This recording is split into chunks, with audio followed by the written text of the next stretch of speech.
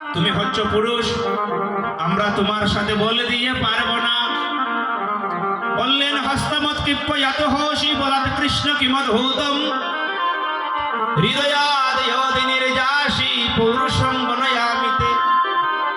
হে কৃষ্ণ, হে গোবিন্দ, তুমি হচ্ছ পুরুষ, তুমি জোর করে আমার হাত ছেড়ে চলে যেতে পারো, আমি তোমাকে ধরে রাখতে পারবো না।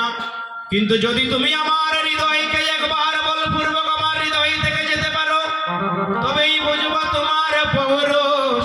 দেখি তুমি আমার হৃদয়কে ছাড়তে পারো কিনা। আহা, এ কেমন আকুলতা গো! ওই ব্রজাঙ্গনাগণ আমার ভগবান কৃষ্ণচন্দ্রকে শ্রীহরিকে সেইভাবে আস্বাদন করিলেন। তাই তো আমরা, এই হচ্ছে ভাগবতের মাহাত্ম্য, যে ভাগবত মহাপাপীকে বৈকুণ্ঠ দিতে পারে। যদি মহাপাপীও ভাগবতের শরণ লয়, শরণ না নিলে কিচ্ছু হয় না মা।